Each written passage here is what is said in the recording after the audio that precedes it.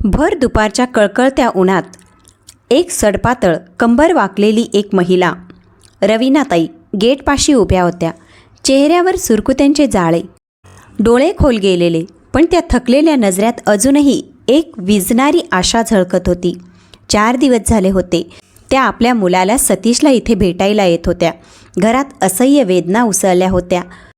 नवरा अनिल रावांची तब्येत अचानक ढासळली होती. हृदयाचा जुना आजार अनावर होऊन त्यांना तातडीने हॉस्पिटलमध्ये दाखल करावं लागलं होतं.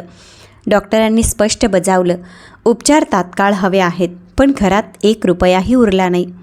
रवीनाताईंनी थरथरत्या हातांनी गेटजवळ उभ्या असलेल्या वॉचमॅनसमोर हात जोडले. तो तरुण फक्त 26 वर्षाचा, सडपातळ पण डोळ्यात नोकरीची जबाबदारी कोरलेली. रवीनाताईंनी माऊलीसारख्या स्वरात विनवले, बाळा, आज एकदा जाऊन सांग माझ्या सतीशला, मला 2 मिनटं भेटायचं आहे. खूप महत्त्वाची गोष्ट आहे रे. त्याने मोठ्या पण दडपलेल्या आवाजात उत्तर दिलं, माई, मी किती वेळा सांगितलं तुम्हाला, साहेबांनी नाही सांगितलंय आणि तुम्ही त्यांच्या आई नाही आहात. हे वाक्य हवेत पडलं आणि जणू कुणीतरी रवीनाताईंच्या छातीवर मुक्का मारून गेलं. त्यांचा आवाज थरथरला, मी खोटं का बोलेन बाळा, आईच तर आहे मी त्याची. इतकंच बोलून त्या थांबल्या. शब्दांनी पुढची वाट हरवली. त्याच्या मनात अस्वस्थता उसळली. एका बाजूला नोकरी टिकवायची भीती, तर दुसऱ्या बाजूला त्या वृद्ध माऊलीचं हृदय दुःख. काही क्षण थांबून तो मृदू आवाजात म्हणाला, माई, तिथं त्या पिंपळाच्या सावलीत बसा, मी पुन्हा एकदा प्रयत्न करतो. रवीनाताई जड पावलांनी झाडाकडे चालल्या. झाडाचं पानही जणू त्यांच्या वेदनेला स्पर्श करावं असं वाटत होतं. त्या हळूच बसल्या. हातातला साडीचा पदर थरथरत होता. तापलेल्या जमिनीवरून उठणारी गरम हवा चेहऱ्यावर आपटत होती, पण त्यांच्या मनातील आशेचा छोटासा दिवा अजूनही विझायला तयार नव्हता. त्या अलगद पुटपुटल्या, देवा, आज तरी माझ्या आईपणाची लाज राख रे. तो तरुण वळून कॉलनीच्या आत गेला. दर 2 पावलांनी तो मागे पाहत होता, झाडाखाली बसलेल्या त्या वाकलेल्या देहाकडे. जणू त्या नजरेनं त्याला परत बोलावलं, पण त्याच्याही पायात नोकरीची बेडी अडकली होती. गेटच्या आत जाताना त्याला ते सोनसळी अक्षरातले शब्द कटू भासले. जणू ते शब्द रवीनाताईंच्या दारिद्र्यावर हसत होते. दरम्यान झाडाखाली बसलेल्या ताईंच्या मनात वादळ उठत होतं. माझा सतीश, 4 दिवस झाले, पण एकदाही माझ्याकडे त्याने बघितलं नाही. पाणी डोळ्यात दाटलं, पण त्यांनी ते पापण्यांच्या चौकटीत थांबवून ठेवलं. त्या भव्य चमकत्या घराच्या आत मनीषा तिच्या नवीन फोन कवरची रील बनवत होती. दागिन्यांचा आणि ब्रँडेड कपड्यांचा दिखावा मोबाईलच्या स्क्रीनवर चमकत होता. तेव्हाच वॉचमॅन धावत आला. मॅडम, बाहेर एक वृद्ध महिला उभ्या आहेत. त्या म्हणत आहेत की त्या तुमच्या आई आहेत. तो घाबरून म्हणाला. मनीषाने चिडून भुवया उंचावल्या. आमची आई? ती बाई? अरे, ती तर प्रत्येक आठवड्याला पैसे मागायला येते. वॉचमॅन, तुला किती वेळा सांगितलं मी, तिला आत येऊच देऊ नकोस. वॉचमॅनच्या चेहऱ्यावरचे भाव क्षणात बदलले. मनीषाच्या हताश हसण्यामागे त्याला ते कमकुवत, कमरेतून वाकलेले थरथरणारे हात आठवले. डोळ्यातली मूक विनंती आठवली आणि तो क्षणभर थिजूनच गेला. मनीषा हसत म्हणाली, ती म्हणते आम्ही तिचे मुलगा, सून. अरे, एखाद्या श्रीमंत माणसाच्या आईचा असा चेहरा असतो का? 2 ढंगाचे कपडेही नाही घेऊ शकत आणि आली आमच्या घराची आई होऊन. तेवढ्यात मीटिंग रूममधून सतीश बाहेर आला. काय झालं पुन्हा? तो वैतागून म्हणाला. मनीषानं नाक मुरडलं. आली आहे पुन्हा, म्हणते पैसे द्या. नवरा हॉस्पिटलमध्ये आहे. किती वेळा सांगितलं इथे फिरकू नकोस, लोक काय म्हणतील, आपण या भिकाऱ्यांच्या नात्यातले? दोघेही संतापाने बाहेर आले. गेटजवळ उभ्या असलेल्या रवीनाताईंनी त्यांना पाहताच हलकेच हसू आणलं. जणू त्या हसण्यात शेवटचा आशेचा धागा शिल्लक होता. सतीश बाळा, त्या म्हणाल्या, पण शब्दांचा धागा पुढे सरकला नाही. तुझ्या वडिलांची प्रकृती खूप बिघडली आहे. डॉक्टर म्हणाले आहेत लवकर पैसे जमा करा. सतीशनं तोंड वाकडं केलं. आई, किती वेळा हेच रडगाणं?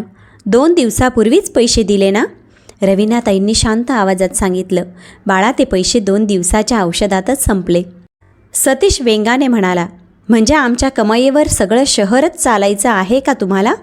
मनीषा तिरस्काराने हसली. रवीनाताईंकडे कोणतंही उत्तर नव्हतं. त्यांच्या हातात पुन्हा कापरा भरला. रवीनाताईंनी शेवटचा प्रयत्न केला. सतीश, बाळा, तुझ्या वडिलांचा जीव धोक्यात आहे रे. एकदा हॉस्पिटलमध्ये येऊन त्यांना भेट ना. कारने त्यांना दुसऱ्या हॉस्पिटलमध्ये घेऊन चल. हे ऐकताच मनीषाच्या डोळ्यात क्रूरता चमकली. ती ओरडली, आई तुम्हाला कारमध्ये बसायचं आहे? अहो तुमची लायकी तर रिक्षात बसायची सुद्धा नाही आणि तुम्हाला कार हवी आहे. रवीनाताईचे हात अक्षरशः थरथरले. सतीशने घड्याळात पाहिलं आणि निर्विकारपणे म्हणाला, मला उशीर होतोय. वॉचमॅन यांना बाहेर काढ. चल मनीषा. दोघेही गेटकडे वळले. दगडासारखे थंड, भावना शून्य. रवीनाताईंच्या डोळ्यातून एक अश्रू अलगद गळाला. आवाज नव्हता, पण त्यांच्या मनात मात्र प्रचंड आक्रोश कोसळला होता. वॉचमॅन हे सर्व पाहून शांत झाला. त्याला स्वतःलाच दोष वाटला. कदाचित मी त्यांना आत घेऊनच आलो नसतो. तो हळूच पुढे आला. माई रडू नका. बोला किती पैशांची गरज आहे? रवीनाताईंचा आवाज तुटत तुटत बाहेर आला. बाळा फक्त 2000. त्याने खिशात हात घातला. फक्त 200 रुपये. त्याने ते त्यांच्या हातावर ठेवले. माई हे घ्या. माझ्याकडे एवढेच आहेत. पण तुम्ही मला मुलगा समजा. मी काहीतरी करतो. रवीनाताईंनी ते 200 रुपये मुठीत घट्ट पकडले. जणू त्या नोटात त्यांनी मायाळूपणा शोधला. थरथर त्या हातांनी वॉचमॅनच्या डोक्यावरून हात फिरवला. बाळा तू मुलगा नाहीस, देवाने पाठवलेला देवदूत आहेस. त्या तिथून मागे वळाल्या. पाय लटलटत होते. मन पूर्ण रिकामं. अशोकराव वॉर्डमध्ये झोपलेले होते. रवीनाताई दिसताच ते दचकून उठले. त्यांच्या डोळ्यात क्षणातच प्रश्न उभा राहिला. सतीश आला नाही? रवीनाताई डोळे पुसत त्यांच्याजवळ बसल्या आणि अखेर त्यांचा बांध फुटला. आता आपल्या मुलाच्या मनात आपल्यासाठी जागाच उरलेली नाही. अशोकरावांच्या डोळ्यातही पाणी दाटलं. आपण त्यांच्यासाठी आयुष्यभर सगळं विकलं, पण तो हे सगळं बाजूला उभा असलेला एक माणूस शांतपणे ऐकत होता. 40-45 वर्षाचा असावा. व्यवस्थित पोशाख, तेजस्वी व्यक्तिमत्व. तो पुढे आला. गुरुजी. अशोकराव चकित झाले. तू कोण? तो नम्रपणे म्हणाला, मी वेद, तुमचा तोच विद्यार्थी ज्याला तुम्ही गणित शिकवलं होतं. रवीनाताई आणि अशोकराव दोघेही थक्क झाले. वेद? वेद हळूच अशोकरावांचा हात धरत म्हणाला, गुरुजी तुमचे सगळे उपचार मी करतो. तुम्ही काळजी करू नका. रवीनाताईंच्या डोळ्यात पहिल्यांदा खऱ्या आशेचा उजेड चमकला. हॉस्पिटलच्या त्या शांत बेडवर पडलेले अशोकराव अजूनही थक्क अवस्थेत होते. ज्याला त्यांनी कित्येक वर्षापूर्वी रेल्वे क्वार्टरच्या त्या छोट्याशा खोलीत ट्युशन शिकवलं होतं, आज मुंबईतील सर्वात मोठा कपड्यांचा व्यापारी झाला होता. रवीनाताई थरथरत्या आवाजात म्हणाल्या, बाळा आम्हाला कसं ओळखलं तू? त्यांच्या प्रश्नावर वेद हसला. गुरुजी तुमचा आवाज, तुमचे डोळे, तुमचं साधेपण सगळं तसंच आहे. तुम्ही नसता तर मी आज इथपर्यंत पोचलो असतो का? अशोकरावांच्या डोळ्यात पाणी दाटलं. जणू त्यांच्या अंधाऱ्या मनात कोणीतरी पुन्हा एकदा स्नेहाचा दिवा पेटवला होता. वेदने लगेच डॉक्टरांना बोलावलं आणि अशोकरावांच्या उपचारांची सर्व जबाबदारी स्वतःवर घेतली. टेस्ट, औषधं, स्पेशल वॉर्ड, एकही गोष्ट त्याच्या नजरेआड जात नव्हती. डॉक्टर म्हणाले, आता काळजीचं काही कारण नाही. 2-4 दिवसातच डिस्चार्ज मिळेल. रवीनाताईंनी पहिल्यांदाच निर्धास्त श्वास घेतला. वेद, बाळा तुला तर देवानेच पाठवलं, त्या भाऊक होऊन म्हणाल्या. वेद शांतपणे म्हणाला, माई तुम्ही मला तुमचा मुलगा समजा. माझ्या घरी चला. तुम्हाला आरामाची गरज आहे. तुमची काळजी घेणं हे माझं कर्तव्य आहे. अशोकराव सुन्न झाले. बाळा आम्ही तुझ्या घरी कसं येऊ? वेदचं उत्तर त्यांच्या काळजाला मलम ठरलं. ज्यांनी मला माणूस बनवलं त्यांच्या घरी यायला कशाची लाज? 2 दिवसांनी वेद स्वतः गाडी घेऊन आला. रवीनाताईंना आयुष्यात पहिल्यांदाच कोणीतरी इतक्या मानाने दरवाजा उघडून गाडीत बसवलं होतं. पुण्यातील सर्वात भव्य वाड्यांपैकी एक. गेटवर उजळणाऱ्या पांढऱ्या लाईट्स, 4ही बाजूंनी फुलांचे सजवलेले कट्टे आणि आत दूरवर पसरलेला प्रशस्त रस्ता. हे सगळं अशोकराव आणि रवीनाताईंना एखाद्या स्वप्नासारखं वाटत होतं. घराच्या दरवाजात वेदची बायको अनिता, 2 मुलं आणि त्यांचे आईवडील उभे होते. माई, गुरुजी तुमचं स्वागत आहे. हे घर जितकं आमचं आहे तितकंच तुमचाही आहे. अनिताने आदराने म्हणत नमस्कार केला. त्या क्षणी रवीनाताईंना जाणवलं, ज्याला जन्म दिला तो लाजवणारा ठरला आणि ज्याला शिकवलं तो सन्मान देणारा ठरला. त्या रात्री झोप त्यांच्या डोळ्यापासून खूप दूर होती. सतीशचा चेहरा त्यांच्या डोळ्यासमोर वारंवार येत होता. ज्या मुलासाठी शेती विकली, घर गहाण ठेवलं, कर्ज काढलं, ज्या मुलासाठी अशोकराव रात्री उशिरापर्यंत ट्युशन घेत होते, तोच मुलगा आज त्यांना दारातून हाकलून लावत होता. रवीनाताईंना पुन्हा रडू कोसळलं. तेवढ्यात अनिता खोलीत पाण्याचा तांब्या ठेवायला आली. माई, सगळं ठीक आहे ना? तिने काळजीने विचारलं. रवीनाताईंना तिच्या चेहऱ्यावरची खरी सहानुभूती बघून मन भरून आलं. अनिता, फक्त आठवणी व्यथित करतात. आई वडिलांचं कर्तव्य पार पाडलं, पण परत काय मिळालं? अपमान. अनिताने त्यांच्या खांद्यावर हात ठेवला. माई, देव प्रत्येकाच्या मनात न्यायाची एक अदृश्य पुस्तक लिहून ठेवतो. वेळ आली की त्यातील प्रत्येक पान उघडतं. त्या दिवशी रवीनाताई पहिल्यांदा मनमोकळं रडल्या, कारण हे घर त्यांच्यासाठी केवळ आरसा नव्हतं, तर जखमांवर लावलेलं शांत, थंडगार औषध होतं. दुसऱ्याच दिवशी नाश्ता करताना वेद म्हणाला, गुरुजी, आमच्या कपड्यांच्या व्यवसायाची नवी शाखा सुरू करायची आहे. बाबांची इच्छा आहे की एखादा विश्वासू, सुशिक्षित आणि प्रामाणिक माणसाकडे त्याचा हिशोब असावा. मी तुमचं नाव सुचवलं आहे. तुम्ही तयार आहात का? अशोकराव चकित झाले. मी? या वयात? वेद हसला. वय महत्त्वाचं नसतं गुरुजी, अनुभव महत्त्वाचा असतो. तेव्हा वेदचे वडील सचिनराव गंभीरपणे पुढे आले. अशोकराव, तुमच्यासारखे प्रामाणिक, कणखर आणि स्वच्छ मनाचे लोक आता क्वचितच भेटतात. मला खात्री आहे हे काम तुम्हीच करायला हवं.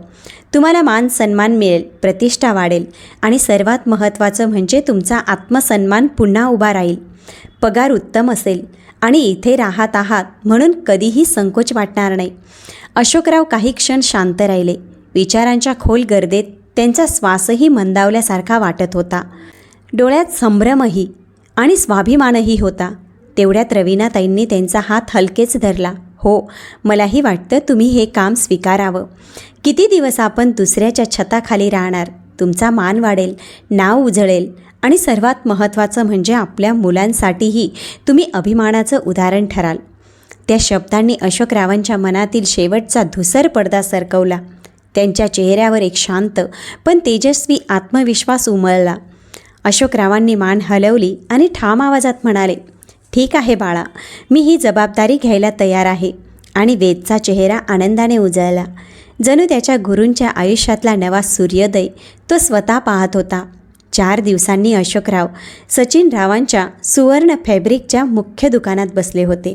स्वच्छ, सुबक खोली, व्यवस्थित लावलेल्या फाईल्स, कॉम्प्युटरचा उजेड आणि एसीची थंड आल्हाददायक हवा. जणू वर्षानुवर्ष दाबलेलं आयुष्य आज पहिल्यांदा मोकळा श्वास घेत होतं. पहिल्या दिवशी वेदने सर्वांना गोळा करून अभिमानाने ओळख करून दिली. हे माझे गुरुजी, आजपासून दुकानातील सर्व हिशेब हे पाहतील. यांचा सन्मान करणं म्हणजे माझा सन्मान करणं. क्षणातच संपूर्ण स्टाफ टाळ्यांनी दंदळून गेला.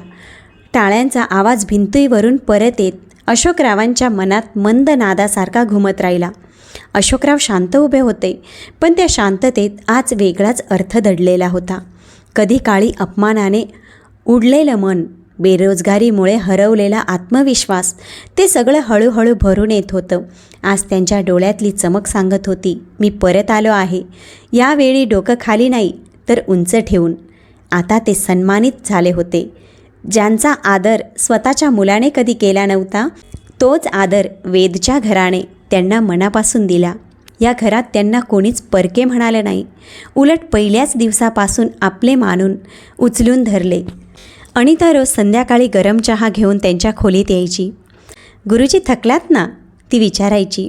तेवढ्यात मुलं मागून धावत येत आजोबा आजोबा आणि त्यांच्या मांडीवर चढून मान गळा भेटीत गुंतवत. घरातील सुना त्यांच्या पायांना हात लावून नमस्कार करत. आदरापेक्षा प्रेम जास्ती जाणवणारं. रवीनाताई हे दृश्य पाहिलं की त्यांच्या मनात एकच विचार उमटायचा, नातं रक्ताने नाही, मनाने, मानाने आणि माणुसकीने तयार होतं. पण मनाच्या खोल कप्प्यात एक जखम मात्र अजूनही धगधगत होती. सतीशने दिलेला अपमान, नकार, त्या साऱ्या आठवणी कधीकधी डोळ्यात नकळत येऊन उभ्या राहत. कधीकधी रात्री अशोकराव शांतपणे स्वतःलाच विचारायचे, आम्हाला इतकंच तर हवं होतं, थोडा सन्मान, थोडा आपलेपण. मग माझ्या मुलाला हे द्यायला एवढं कठीण का गेलं? तेव्हा रवीनाताई त्यांच्या खांद्यावर हलकेच हात ठेवून म्हणायच्या, काळावर सोडा सगळं, बदलायला वेळ लागतो. आपण चुकीचं काही केलं नाही, मग भीती कशाची? आणि अशा त्या घरात जिथे पहिल्यांदा त्यांना वडीलधारे म्हणून मान मिळत होता, जिथे मुलांचा हशा, सुनांचा आदर, अनिताचा काळजीचा चहा त्यांच्या दिवसाचे सोने करत होता, तिथेही एक कोपरा मात्र मुलाच्या दुराव्याच्या धुराने दुसर होत राहायचा.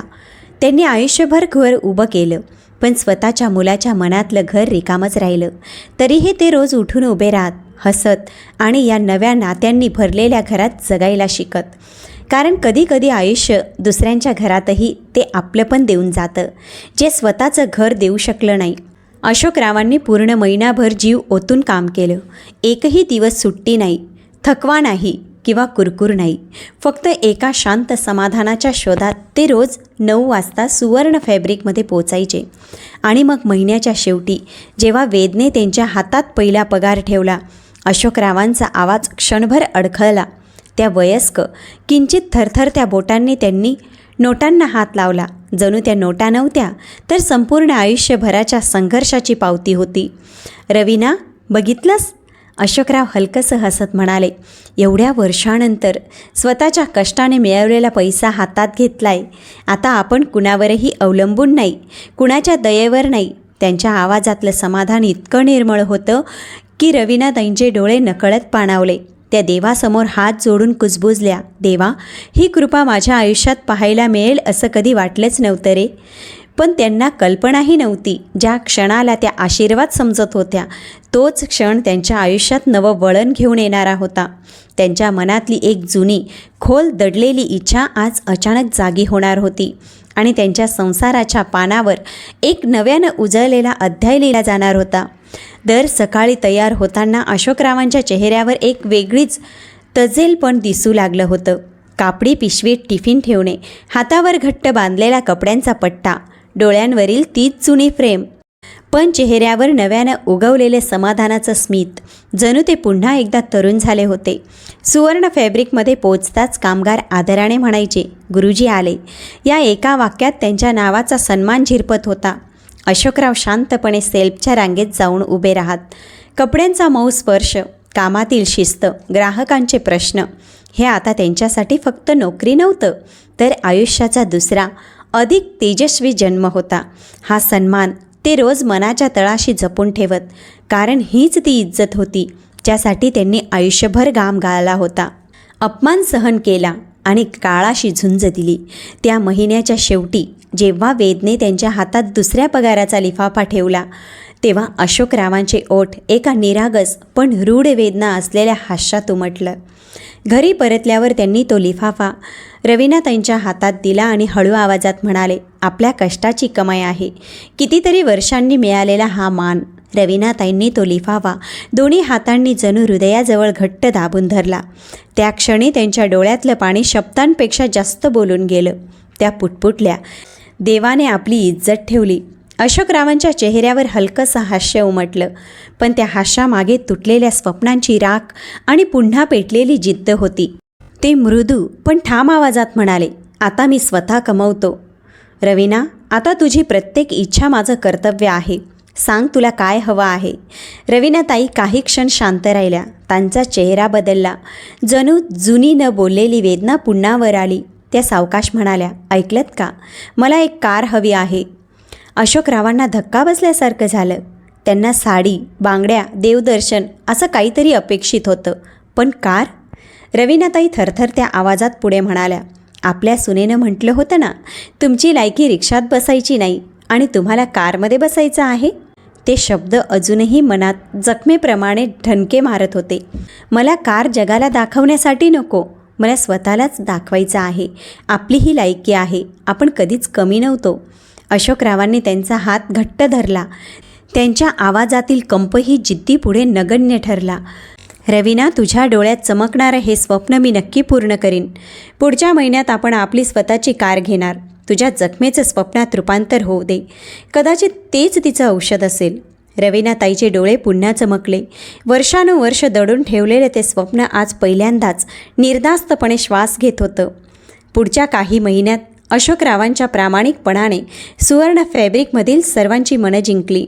त्यांनी एकही चूक न करता हिशोब इतक्या काटेकोरपणे सांभाळला की सचिन रावही प्रभावित झाले. स्टॉकमधली कमतरता पकडली, अनावश्यक खर्च थांबला आणि विक्री तब्बल 15% वाढवली. वेद रोज हसत पण अभिमानाने भरलेल्या आवाजात म्हणायचा, गुरुजी, तुम्ही जर मला 10 वर्ष आधी भेटला असता ना, तर आज मी भारतातला सर्वात मोठा व्यापारी झालो असतो. तेव्हा अशोकराव नेहमीसारखं शांत हसू करून उत्तर द्यायचे, बाळा, वेळ कुणासाठी कुठे लिहिली आहे कोणाला ठाऊक. देव जेव्हा लोकांना भेटवतो तेव्हा त्यामागेही एखादं लपलेली कृपा असते. वेदच्या या घरात रवीनाताई आता पाहुण्या उरल्या नव्हत्या. त्या घराच्या श्वास झाल्या होत्या. सकाळी अनिताबरोबर मंदिरात दिवा लावणं, मंत्र म्हणत पूजा करणं, दुपारी नातवंडांसोबत खेळत असणं, काळाने पुसून टाकलेला आयुष्याचा सुगंध त्या पुन्हा हळूहळू अनुभवू लागल्या होत्या. पण काळजाच्या एका कोपऱ्यात मुलगा सतीशने दिलेल्या जखमा अजूनही धगधगत होत्या. ज्या वयात आईला आपल्या मुलाच्या हृदयात जागा असावी त्या वयात त्या दुसऱ्याच्या घरात आपलं मन विसावत होत्या. जखमांवर खपली चढली होती, पण जखम अजूनही जळत होती. एके दिवशी अनिता स्वयंपाकघरात चपाती करत असताना तिच्या नजरेतून रवीनाताईंचं दाबलेलं दुःख सुटलं नव्हतं. ती हळूच त्यांच्या शेजारी बसली आणि म्हणाली, माई, जर तुम्हाला वाटत असेल तर तुम्ही सतीशला फोन करू शकता. रवीनाताईंनी थरथरणारी मान हलवली. काही क्षण निशब्द शांतता पसरली. नंतर त्या तुटक्या आवाजात म्हणाल्या, ज्याला आईची गरजच नाही त्याला आईचा फोन आवडेल का गं अनिता? नातं मनापासून असतं, ते कुणावर लादायचं नसतं. एवढं बोलताच त्यांच्या डोळ्यात साचलेलं वर्षानुवर्षाचं दुःख ओघळून पडलं. अनिता पुढे येऊन त्यांचा हात हातात घेत म्हणाली, माई, जगातलं सर्वात खरं, निर्व्याज्य आणि मजबूत नातं आईवडिलांचं असतं. एक दिवस सतीशला तुमची किंमत नक्कीच कळेल. कधी ना कधी त्याला जाणीव नक्की होईल. आई मिळणं आयुष्यातली सर्वात मोठी देणगी आहे. रवीनाताईंनी डोळे मिटले, दीर्घ श्वास घेतला आणि शांतपणे म्हणाल्या, हो अनिता, देव इच्छेल तर कधीतरी होईलच. आईचं मन रुजतं, पण ते कायमचं तुटत नाही, फक्त जखमी होतं. 2 वर्ष अशीच निघून गेली. अशोकरावांच्या कष्टांनी त्यांची कमाई वाढू लागली. वेद त्यांना बोनस, आदर आणि कष्टाचं खरं फळ देऊ लागला. एके संध्याकाळी नवरा बायको देवळाबाहेर बसून चहा पित होते. रवीनाताईंच्या चेहऱ्यावर एखाद्या लहान मुलासारखा निरागस, तृप्त हसू उमटलं होतं. अशोकरावांनी ते पाहत विचारलं, रवीना, आज तुझ्या चेहऱ्यावर खूप दिवसांनी ते जुनं हसू दिसतंय. काही विशेष आहे का? त्या लाजत हलक्या आवाजात म्हणाल्या, अहो, तुम्ही कार कधी घेणार आहात? अशोकराव हसले, या रविवारी तुला शोरूममध्ये घेऊन जातो. ज्या गाडीवर तुझं मन जाईल तीच गाडी घेऊ. रवीनाताईंनी नजर खाली केली. हे तेच स्वप्न जे त्या सतीश कमावता झाल्यावर पूर्ण करणार होत्या. पण आज ते स्वप्न पूर्ण करायला उभा होता रक्ताचा नव्हे, मनाचा मुलगा, वेद. रविवारी सकाळी वेद म्हणाला, गुरुजी, माई, आज मीही येणार. पहिल्यांदाच कार घेणार आहोत ना आपण. 4 जण शोरूममध्ये पोचले. रवीनाताई एका छोट्या शुभ्र गाडीसमोर थबकल्या. त्या गाडीच्या चमकण्यात त्यांच्या आयुष्यातल्या अपमानांची राख, दुःखाचे वर्षानुवर्षाचे अश्रू आणि एका आईची दबलेली आशा, सगळं काही एकाच क्षणी उजळून निघालं. मला हीच गाडी आवडली, त्या थरथरत्या आवाजात म्हणाल्या. अशोकरावांनी क्षणाचाही विचार न करता उत्तर दिलं, मग ही गाडी तुझीच. गाडीची चावी त्यांच्या हातात ठेवली गेली. रवीनाताईंनी चावी कपाळावर लावली आणि त्यांच्या डोळ्यातून भावनांचा प्रपात फुटला. वेद पुढे आला आणि अभिमानाने म्हणाला, माई, आता जग बघेल रवीनाताईंची खरी लायकी काय आहे. रवीनाताई हसल्या. कितीतरी वर्षांनी त्यांच्या चेहऱ्यावर अभिमानाचं तेज झळकत होतं. गाडी थेट देवळात नेली गेली. पूजा करत ते पायऱ्यांवर बसले. तेवढ्यात एक जोडपं हळूहळू पुढे आलं. रवीनाताईच्या हृदयात धस्स झालं. ते होते सतीश आणि मनीषा. दोघांची अवस्था बिकट, डोळ्यात लाज. मनीषा रडत म्हणाली, आई, आम्हाला माफ करा. आमचा व्यवसाय बुडाला, घर विकलं गेलं, आम्ही अक्षरशः रस्त्यावर आलो आहोत. आई, आम्हाला तुमची मदत हवी आहे. सतीश थरथरत अशोकरावांच्या पायावर कोसळला. त्याचा आवाज तुटत होता, बाबा, एकदा मदत करा. माझ्याकडून खूप मोठी चूक झाली आहे. रवीनाताईंचं हृदय जोराने धडधडू लागलं. डोळ्यांसमोर फक्त तोच दिवस फिरत होता, ज्या दिवशी यांनी या मुलासमोर पैशासाठी हात पसरवले होते आणि बदल्यात मिळालं होतं काय तर अपमान. हाताच्या मुठी आपोआप आवळल्या गेल्या. देवळाच्या पायऱ्यांवर एकाच क्षणी 2 रवीना उभ्या होत्या. एक आई जी आपल्या मुलाला कवटाळायला तडफडत होती आणि एक जखमी स्त्री जिने वर्षानुवर्ष अपमानाचा घोट गिळला होता. गर्दी वाढत होती, कुजबूज वाढत होती, पण रवीनाताईंच्या नजरा फक्त त्या दोघांवर होत्या. समोर उभा असलेला सतीश, ज्याच्या डोळ्यात कधी गर्व असायचा, आज तिथे फक्त भीती आणि पश्चाताप झळकत होता. आणि मनीषा, जिने कधी त्यांना स्वतःच्या मुलाच्या गाडीत बसू दिलं नव्हतं, आज त्या गाडीसमोर हात जोडून उभी होती. वेद, अनिता आणि अशोकराव काही पावलं मागे सरकले. हा आईचा क्षण होता, जिने आयुष्यभर सहन केलं पण प्रेम कधी कमी पाडलं नाही. सतीश गुडघ्यावर बसून रडत म्हणाला, बाबा, मला पैशाचा गर्व झाला. मनीषाचं ऐकलं. मी कधी कल्पना केली नव्हती की मी माझ्या आईवडिलांचा तिरस्कार करेन. आज सगळं संपलं. घर नाही, व्यवसाय नाही. तेव्हा कळालं की घर म्हणजे काय असतं आणि आईवडिलांची किंमत काय असते. अशोकरावांचे डोळे पाणावले. त्यांनी आपल्या मुलाला इतकं कोलमडलेलं कधीच पाहिलं नव्हतं. मनीषा रडतच रवीनाताईंच्या पायावर कोसळली. मला माफ करा माई. पैशाच्या मोहाने मी आंधळी झाले होते. ज्यांना मी लायकी नसल्याचं म्हटलं होतं तेच खरे सोन्यासारखे निघाले. आज चहा प्यायला पैसे नाहीत. तेव्हा समजलं, ज्यांना आपण किंमत देत नाही तेच खरे आपले असतात. रवीनाताईंना चारी दिशांना खेचलं जात होतं. आतल्या आईच्या हृदयाला वाटत होतं मुलाला घट्ट कवटाळून घ्यावं, पण अपमानित आत्मसन्मान थांबवत होता. त्या थरथरत्या आवाजात म्हणाल्या, आम्ही तुझ्यासाठी काय केलं नाही. आमचं सगळं तारुण्य, आमचं घर, आमची शेती सगळं काही विकून टाकलं. तुझा व्यवसाय उभा करण्यात मदत केली, तुला आधार दिला आणि तू आम्हाला रस्त्यावर आणलंस. आमची अवस्था भिकाऱ्यासारखी केली. आम्ही तुला हेच संस्कार दिले होते का? सतीश मोठमोठ्याने रडू लागला. आई, माझे विचारच वाईट होते. वेद पाठीमागे उभा होता, न बोलता, न हलता. एक तिसरा माणूस. आई मुलाच्या क्षणात अडथळा आणणं त्याला योग्य वाटलं नाही. अनिताने रवीनाताईंच्या खांद्यावर हात ठेवला. माई, देव प्रत्येक नात्याची परीक्षा घेतो. कदाचित हीच ती परीक्षा असेल. रवीनाताईंनी थरथरत्या नजरेने तिच्याकडे पाहिलं. डोळ्यात धुसरपणा, श्वासात वेदना. अशोकराव हळूहळू पायऱ्या उतरले. त्यांचे पाय जड झाले होते, जणू आयुष्याच्या वजनाने दाबले गेले होते. ते सतीश समोर उभे राहिले. त्याचे खांदे धरून त्याला उभं केलं आणि म्हणाले, बाळा, चुकांनी माणूस छोटा होत नाही, पण त्या चुकांना मान्य करून त्यात सुधारणा करणं हा सर्वात मोठा धर्म आहे. मी तुला माफ करतो. पण क्षणभर पूर्ण शांतता पसरली. अशोकराव पुढे म्हणाले, पण आता आम्ही तुझ्या सावलीत राहणार नाही. आमची इज्जत हीच आमची संपत्ती आहे. तू तुझं आयुष्य स्वतः सावर आणि आम्ही आमचं आयुष्य जगू. हे ऐकून सतीश आतून कोसळला. वडिलांनी माफ केलं, पण मनाचे दरवाजे बंद केल्यासारखं वाटलं. रवीनाताईच्या हातात गाडीची चावी होती. मनीषाची तीच जुनी वाक्य त्यांच्या कानात घुमली. तुझी लायकी नाही गाडीत बसण्याची. आज तीच लायकी त्यांच्या हातात चमकत होती. त्यांनी सतीशकडे पाहिलं. त्यांचा आवाज संयमाने पण कठोरपणे निघाला. पैसे आम्ही देणार नाही, पण जर राहायला जागा हवी असेल तर आमच्या घरी राहू शकता, पण ना मनापासून ना इज्जतीने. सतीश मोठ्याने रडला. आई, फक्त एक संधी दे गं. मी सगळं पुन्हा उभं करीन. रवीनाताईच्या डोळ्यातून अश्रू शांतपणे ओघळले. त्या थरथरत्या आवाजात म्हणाल्या, सतीश, आमचा काळीज दगडाचं नाही, पण एकदा विश्वास उडाला की पुन्हा विश्वास ठेवायला वेळ लागतो रे. आम्ही नवरा बायको आता आमचं आयुष्य जगत आहोत. आयुष्यात पहिल्यांदा स्वतःच्या आनंदाला जागा दिली आहे. स्वतःच्या आनंदाबद्दल विचार करत आहोत. थोडा वेळ दे. एक दिवस सगळं व्यवस्थित होईल. सतीशने मान खाली घातली. मनीषा खाली बसली आणि हळू आवाजात म्हणाली, आम्ही एवढं सगळं केलं आणि तुम्ही आज फक्त शिक्षा देत आहात. रवीनाताईंनी शांतपणे उत्तर दिलं, जे पेरलं जातं तेच उगवतं. एखाद्याला जर कमीपणा दाखवला तर देव तुम्हाला पण तुमची लायकी दाखवतो. सगळीकडे शांतता पसरली होती. रवीनाताई आणि अशोकराव कारकडे निघाले. पाय जड होते पण निर्णय ठाम होता. रवीनाताई कारमध्ये बसत म्हणाल्या, चला, आज आपली लायकी गाडीत बसण्याची झाली आहे. अशोकराव हसले. हो रवीना, आता आपण आपल्या आयुष्याचे मालक स्वतः आहोत.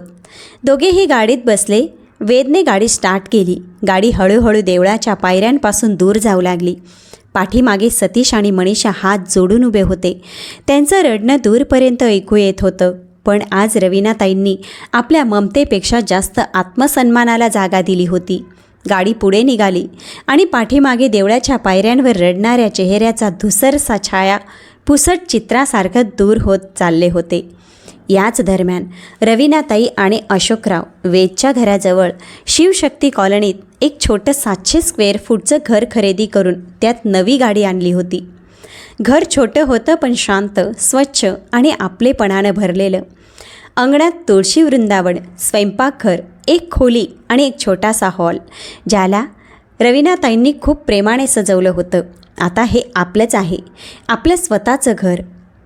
अशोकराव हसत म्हणाले. रवीनाताईचे पाय जणू पिसासारखे हलके झाले. जणू कुणीतरी त्यांच्या मनात दडपून बसलेला आत्मसन्मान पुन्हा उजळून टाकला होता. दुसरीकडे देवळाच्या पायऱ्यांवरून उठून सतीश, मनीषा गपचूप चालत निघाले. ना घर, ना पैसा, ना स्थिर ठिकाण. मनीषा रडत म्हणाली, सतीश आपण कुठे जाणार? त्याच्या आवाजात जीव नव्हता, पण हळूच म्हणाला, मला माहीत नाही, पण आज मला समजलं, आईवडिलांना फसवणं हे सर्वात मोठं पाप असतं. त्यांनी एका भाड्याच्या घरात आसरा घेतला. घर एका खोलीचं होतं. आत धूळ आणि अंधार होता, पण आता हाच त्यांचा ठिकाणा झाला होता. मनीषाच्या मनात एक एक दृश्य पुन्हा उभं राहू लागलं. रवीनाताईंना कारमध्ये बसू न देणं, गेटवर उभं करून त्यांचा अपमान करणं. आज तीच गाडी त्यांच्या समोर होती, पण ते फक्त लांब उभे राहून बघत होते. एका रात्री जवळपास 11 वाजता रवीनाताई आणि अशोकराव अंगणात बसून बोलत होते. अचानक घराच्या गेटवर दस्तक झाली. अशोकराव चकित झाले.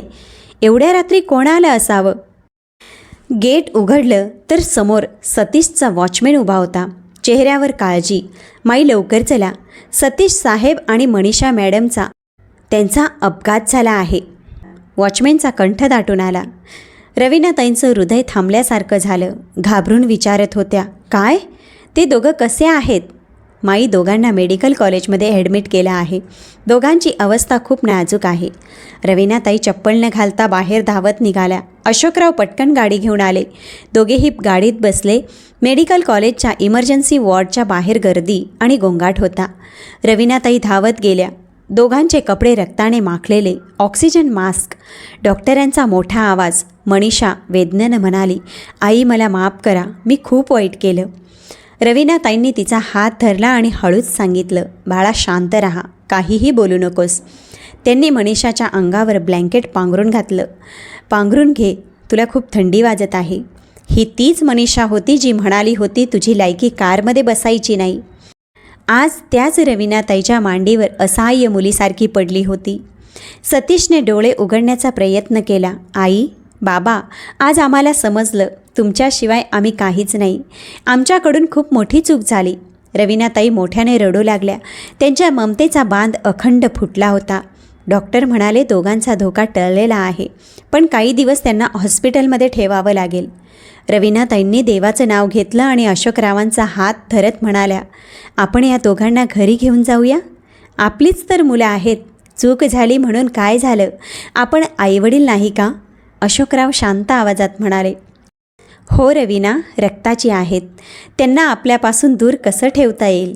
चूक झाल्यानंतर शिक्षा मिळू शकते, पण दुरावा नाही. रवीनाताईंनी दीर्घ श्वास घेतला. त्यांच्या चेहऱ्यावर पुन्हा तीच जुनी आईची चमक परत आली. सतीश आणि मनीषा आता रवीनाताई व अशोकराव यांच्या घरी होते, पण हे दोघे पूर्वीसारखे नव्हते. त्यांच्या स्वभावात जणू काही नवा बदल झाला होता. मनीषा रोज सकाळी रवीनाताईंच्यासोबत देवळात जायची. सतीश अशोकरावांचे पाय दाबायचा आणि त्यांच्याशी मनापासून आदराने बोलायचा. घरातली कामं ते स्वतःहून करायचे आणि थोडे थोडे पैसे मिळावेत म्हणून छोटी मोठी कामं शोधत होते.